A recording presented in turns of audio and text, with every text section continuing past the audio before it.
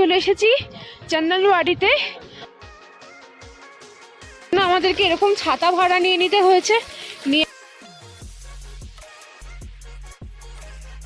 কথা, আর এই হচ্ছে সেই চন্দনওয়াড়ি যেখান থেকে অমরনাথ যাত্রার পথ শুরু হয়।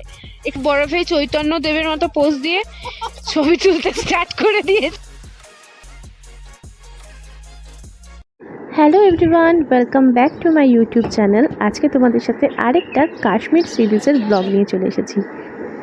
ডাল লেকের হাউসবোট থেকে সকালটা ঠিক কেমন লাগে সেটাই তোমাদের সাথে শেয়ার করছি।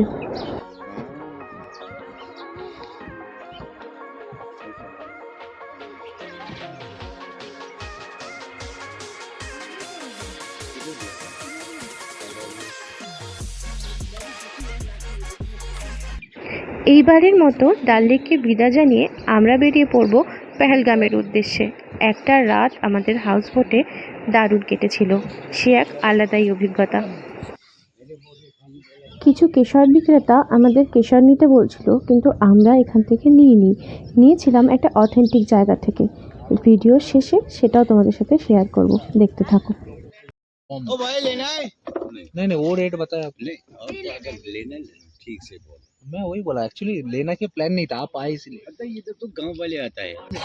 आए 200 रुपया करो, चलो नहीं नहीं करो 200 रुपया। नहीं नहीं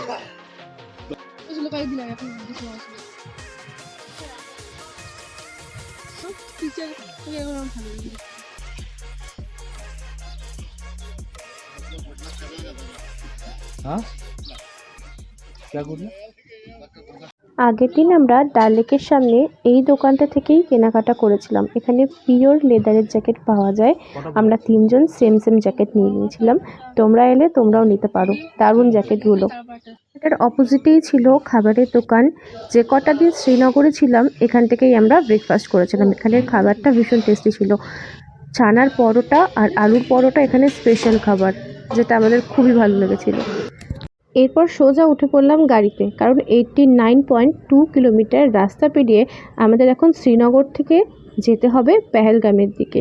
আর এই যে গাড়িটা দাঁড়িয়ে আমরা দেখছি, এই দু সাইডে হচ্ছে পুরোপুরি কেশরের ক্ষেত। এখানে কেশর চাষ করা হয়।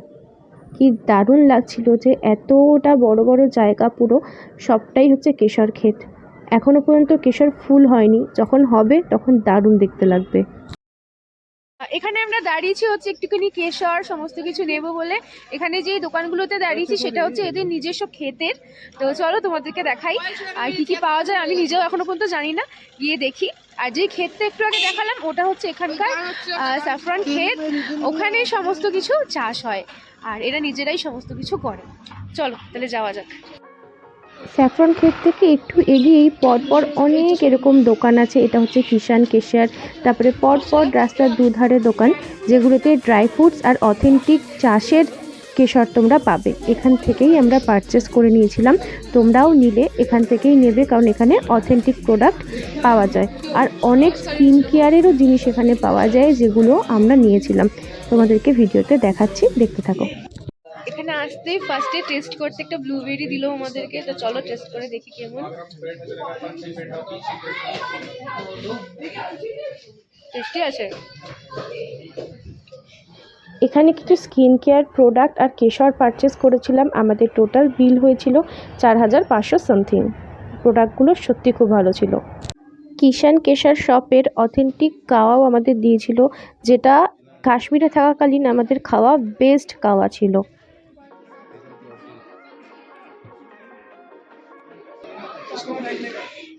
এবার দেখাচ্ছি সেই জায়গাটা যেখানে 2019 সালের 14ই ফেব্রুয়ারি পুলওয়ামা অ্যাটাক হয়েছিল আর আমাদের দেশের প্রায় 40 জন সৈনিক মারা গেছিল।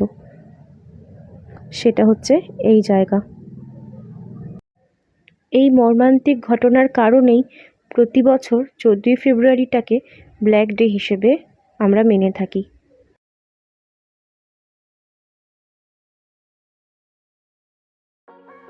কাশ্মীরের প্রতিটা রাস্তাই যেন অপূর্ব সৌন্দর্যে মোড়া।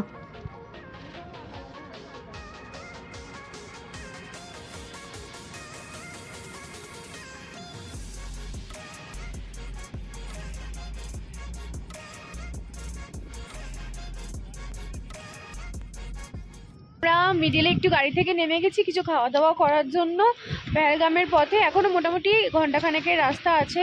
শুনলাম ওখানে গিয়ে তেমন খাওয়া দাওয়ার পাবো না, সেজন্য একটু কিছু খেয়ে দিয়ে নিই, পেট পুজোটাও তো করা দরকার, দিয়ে তারপরে যাচ্ছি। চলো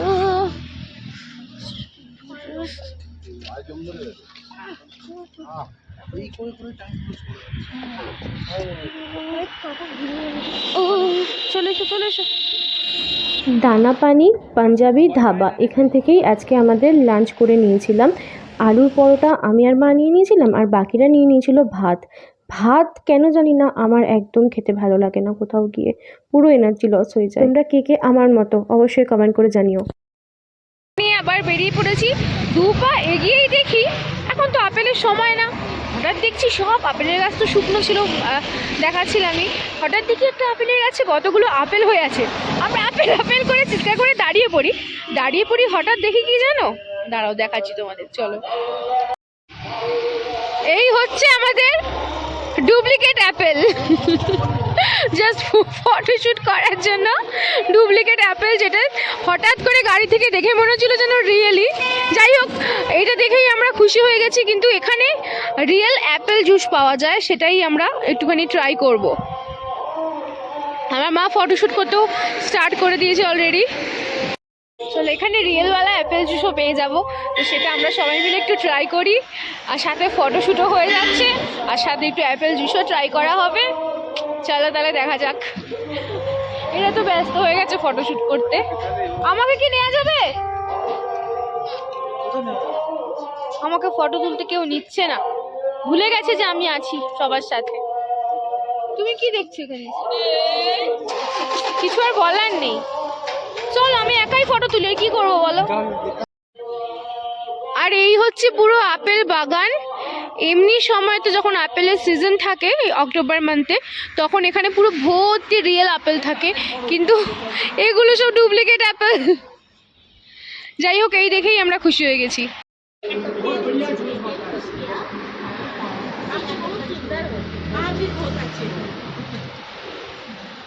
आप खींचो एक एक करके, बहुत बढ़िया जूस बनता है। इसी एप्पल का जूस पिएगा आप। ये लो बेटा, ये अच्छा है, ये जूसी एप्पल है। अच्छा,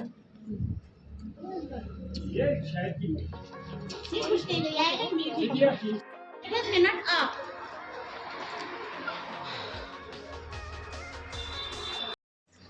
फ्रेश एंड पाइनएप्पल जूस। তুমি খাবে না? তুমি খাবে না? रियल जूस, रियल जूस बिल्कुल रियल, टोटली रियल। पूरा बने और बना।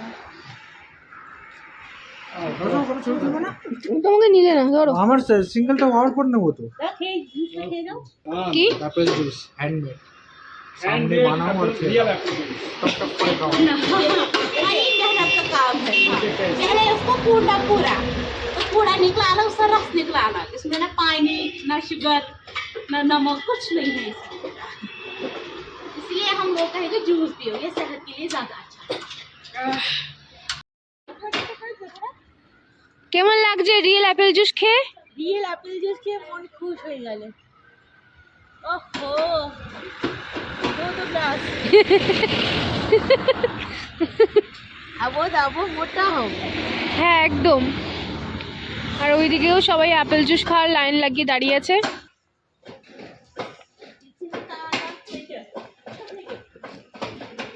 অসাধারণ খেতে আর। সেকেন্ড অক্টোবরে এলে আপেলই হবে।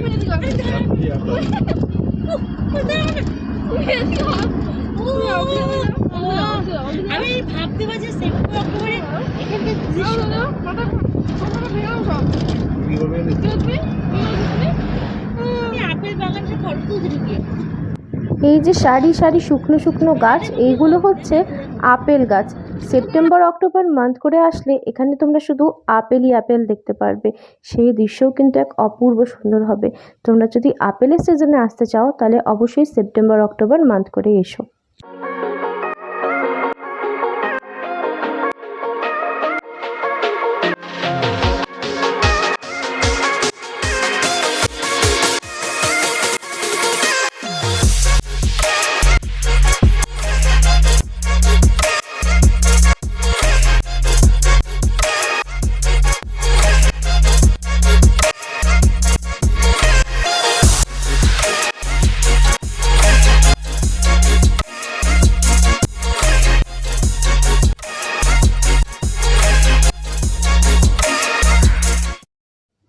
সামনে বোর্ড দেখতে পেলাম ওয়েলকাম টু পেহেলগাম।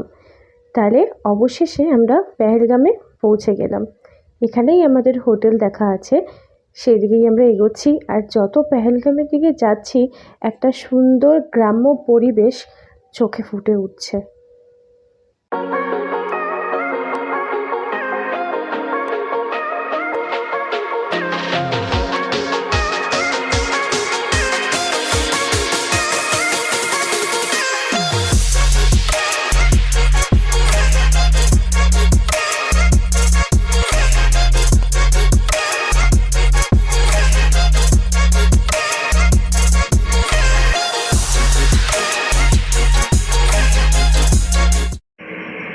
ওই যে দূরে দেখা যাচ্ছে সারি সারি বাড়ি, এখানেই এখানকার গ্রামবাসীরা থাকে।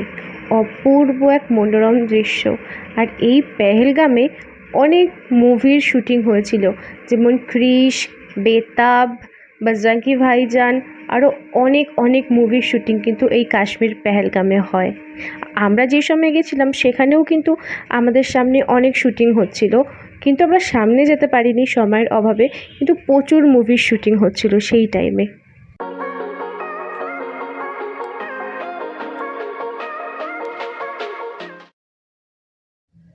যথারীতি আমরা পৌঁছে গেছি আমাদের পেহেলগামের হোটেলে। একটু কিছু সময়ের জন্য ফ্রেশ হয়ে সাথে সাথে আমরা বেরিয়ে পড়ব সাইট সিন করতে। সাইট সিনের জন্য কিন্তু আমাদের এখানকার গাড়ি বুক করতে হবে, কারণ আমাদের যে ড্রাইভার কাশ্মীর ঘুরিয়েছিল সেই গাড়ি এখান থেকে নিয়ে যাওয়া যাবে না, কারণ ওখানকার নিয়ম এটাই। সাইট সিনের জন্য এখান থেকে অন্য গাড়ি নিতে হয়। কই গেলি ভাই? কোথায়?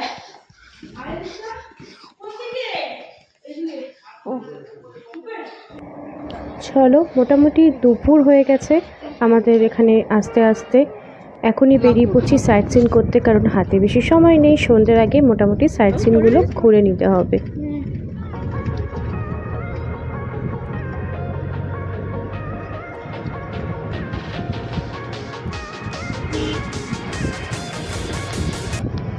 গাছ তুলে দেবো।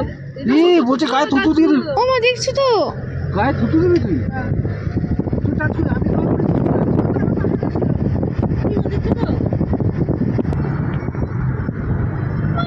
ভালো ভিউগুলো চলে গেল, যে ভিডিওটা কেটেছিলাম ওটাও চলে গেল, সবই চলে গেল। সবই চলে গেল, শুধু টুপিটা রয়ে গেল মাথায়।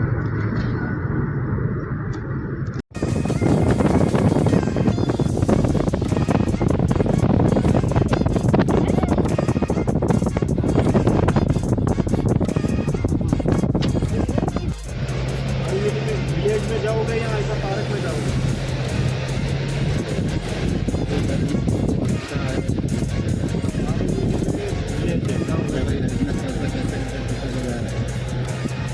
इधर तो जो अच्छा व्यू जो देखने के बाद बोलेगा किधर है, वही जगह लगेगा।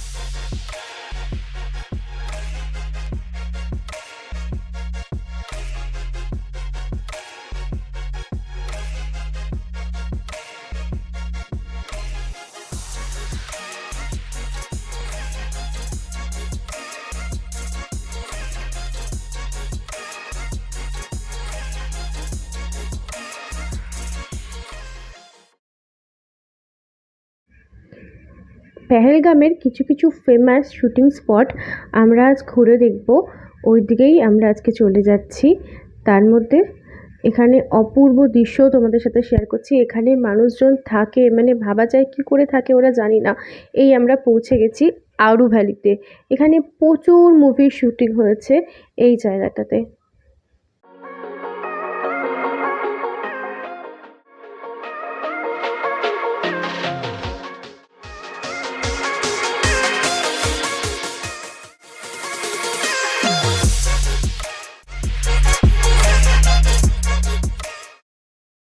আমরা গাড়ি থেকে নেমে গেছি, নেমে এখন আরু ভ্যালিতে যাচ্ছি। আরু ভ্যালি হচ্ছে এখানকার একটা গ্রাম, তো সেখানটাই ঘোরার জায়গা। এই লোকেশন এরকম সুন্দর, সবই তো ঠিক আছে, ভালো বৃষ্টি পড়ছে, সেজন্য আমাদেরকে এরকম ছাতা ভাড়া নিয়ে নিতে হয়েছে।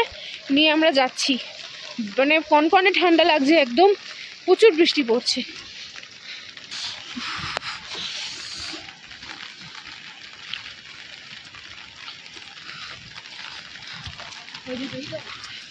এই ছাতাটা ছোট নিয়েছে, এর থেকে এক সাইজ বড় নিতে হবে। সব একই সাইজের বলছো, এই আর বেশি যাওয়া যাবে না এরকম ভাবে।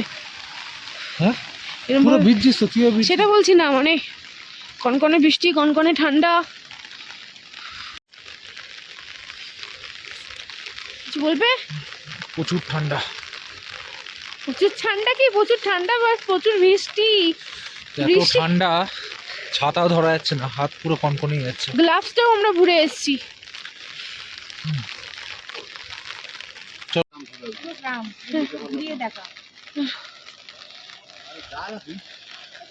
দেখিয়েছি পুরো ঘুরিয়ে। আরু ভ্যালি তো এটা, ঠিক আছে আমি বলে দেবো। চলো চলো চলো চলে এসো। স্টপ করো। আরু ভ্যালি ঘোরার জন্য আমাদের কাছে 1 ঘন্টা সময় ছিল, কিন্তু এরকম বৃষ্টির কারণে আমরা বেশিক্ষণ এখানে থাকতে পারছি না। আমরা কিছুটা এসেই আবার গাড়ির দিকে রিটার্ন করছি। আরও 2টো জায়গায় যাওয়ার আছে। এবার এরকমই যদি বৃষ্টি হয় তাহলে জানি না ভালোভাবে ঘুরতে পারবো কি না, তবে ঠিক আছে দেখা যাক, চলো।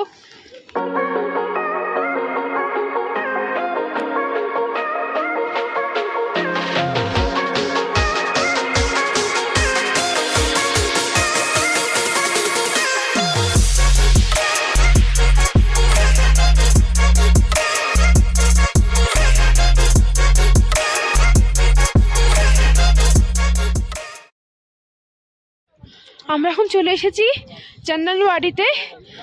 বৃষ্টি এখানে হচ্ছে না, আগেই বৃষ্টি হচ্ছিল ওখানে বেতা ভ্যালিতে, আর এখানে কোনো বৃষ্টি হচ্ছে না। এখানে চন্দনবাড়িতে পুরো স্নোই স্নো। এখন তো স্নোর সিজন, তো সব জায়গাতেই বেশ দারুণ দারুণ স্নো পাচ্ছি আমরা। তবে আগের গোলমার্গ, সোলমার্গ, ওই সমস্ত জায়গার থেকে এখানে স্নোটা একটু কম, কিন্তু দারুণ লাগছে, দারুণ লাগছে। আর এখানে না মানে একটা অদ্ভুত টাইপের সাংঘাতিক ঠান্ডা হাওয়া দিচ্ছে, পুরো কনকনে, পুরো হাত ফাত সব পুরো জমে যাচ্ছে। মানে বেশিক্ষণ এখানে থাকা সম্ভব না, একটুখানি ফটো ফটো তুলে 2টো একটা, তারপরেই নেমে যাব। আর বেশি ওপরে উঠবো না। এখানেই যে স্নো আছে, ভেতরে তো আরো স্নো হবে, প্রচুর স্নো দেখে নিয়েছি।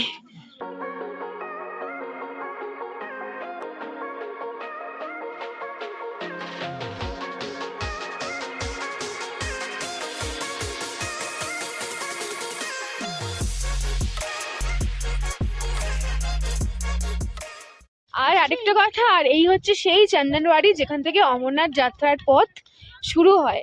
এখান থেকেই, ওটা যতদূর সম্ভবত অমরনাথ যাত্রার পথ শুরু হয় হচ্ছে কি এই মার্চ, হ্যাঁ মার্চ এপ্রিল করে স্টার্ট হয় যতদূর সম্ভবত, যদি আমি খুব ভুল না হয়ে থাকি। আর লোকেশন তো জাস্ট ওয়াও, মানে এখানেই স্বর্গ। মা এখানে বরফে চৈতন্য দেবের মতো পোজ দিয়ে ছবি তুলতে স্টার্ট করে দিয়েছে।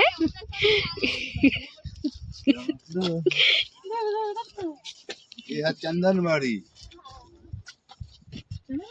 চন্দনবাড়ি, এখান থেকে অমরনাথ যাত্রা শুরু হয়। আচ্ছা আচ্ছা।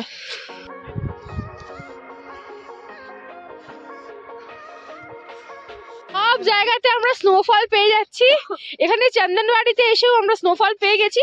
হালকা স্নোফল, কিন্তু বেশ ভালো লাগছে, বিশাল স্নোফল হচ্ছে। হ্যাঁ, অমরনাথ যাত্রা শুরু হয় এখান থেকে। এখানে পেছনে সব ব্যাকগ্রাউন্ডে ফটোশুট চলছে, আর আমাকে কেউ ফটোতে নিচ্ছে না। কি বলবো, দুঃখের কথা। আমি একা একাই স্নোফলে এনজয় করি, কি করব, স্নোফলে আমি একা একাই এনজয় করি। আমার ভাই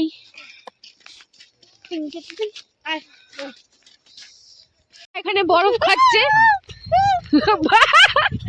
মায়ের বরফ খাচ্ছে। এটা কি ধরনের বরফ খাওয়া? শিলের মতো বড় বড় বরফ পড়ছে, বড় বড়। হ্যাঁ, কোথায়? চারিদিকে শুধু বরফেরই গলি, চারিদিকে শুধু বরফেরই গলি, যেন মনে হচ্ছে অন্য এক দুনিয়ায় চলে এসেছি। ও, সেই ফিলিং। হাত জমে যাচ্ছে। যাই হোক, বেশিক্ষণ আমরা এখানে থাকতে পারবো না।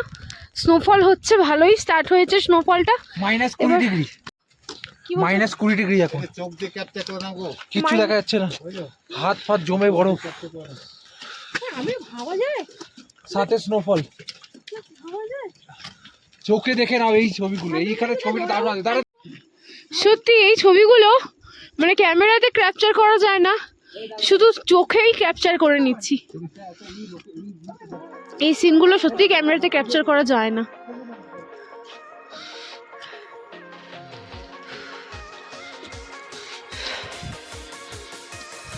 আসো তুমি দৌড়ে দৌড়ে আসো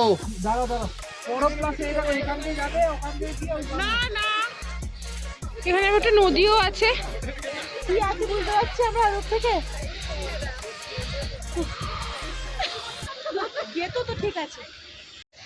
চলো, আমাদের চন্দনবাড়ি দেখা হয়ে গেছে, এবার আমরা এখান থেকে বেরিয়ে যাচ্ছি গাড়ির দিকে।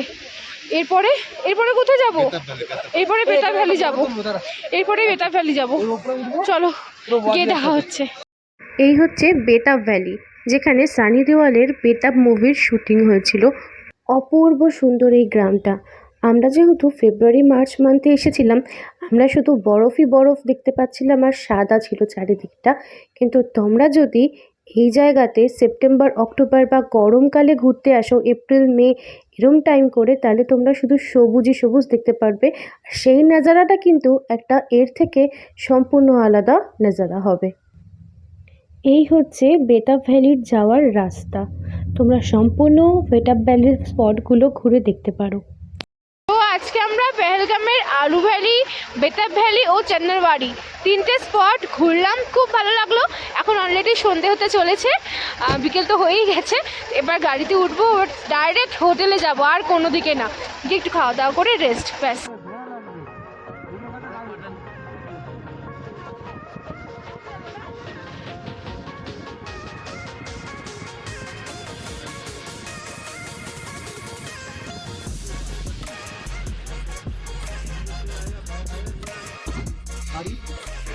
আমরা হোটেলে পৌঁছে গেছি, কিন্তু এর সামনে কিছু মার্কেট আছে, তো আমরা একটুখানি মার্কেটটাতে ঘুরে তারপর রুমে যাব।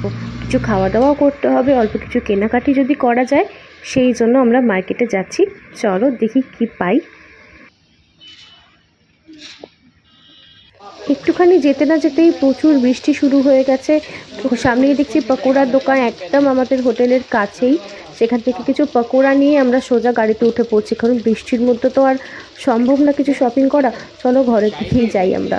গরম গরম পকোড়া, সাথে বৃষ্টি। এই মিষ্টিগুলো নিয়ে নিয়েছিলাম, বলছিল ওরা এখানকার স্পেশাল মিষ্টি, কিন্তু খেয়ে দেখলাম আমাদের পায়েসের মতো। যাই হোক, এই দোকানের পকোড়াগুলো কিন্তু খুব সুন্দর ছিল। তোমরা গেলে অবশ্যই এখানকার পকোড়া ট্রাই করো। তো এবার আমরা ফাইনালি পেহেলগামে চলে এসেছি হোটেলে। বাইরে প্রচণ্ড বৃষ্টি পড়ছে, বৃষ্টির মধ্যে গাড়িতে বসে বসে পকোড়া খেতে খেতে এলাম, দারুণ মজা আসলো। এটাও একরকম নতুন এক্সপিরিয়েন্স, যে পাহাড়ে ঠান্ডা বরফ, তার মধ্যে আবার বৃষ্টি। যাই হোক, খুব ভালো লেগেছে। তার বৃষ্টিটা তোমাদেরকে একটু দেখাচ্ছি ব্যালকনি থেকে। এই যে আমাদের ব্যালকনি, আর দেখো বাইরে কেমন বৃষ্টি হচ্ছে, প্রচুর বৃষ্টি হচ্ছে,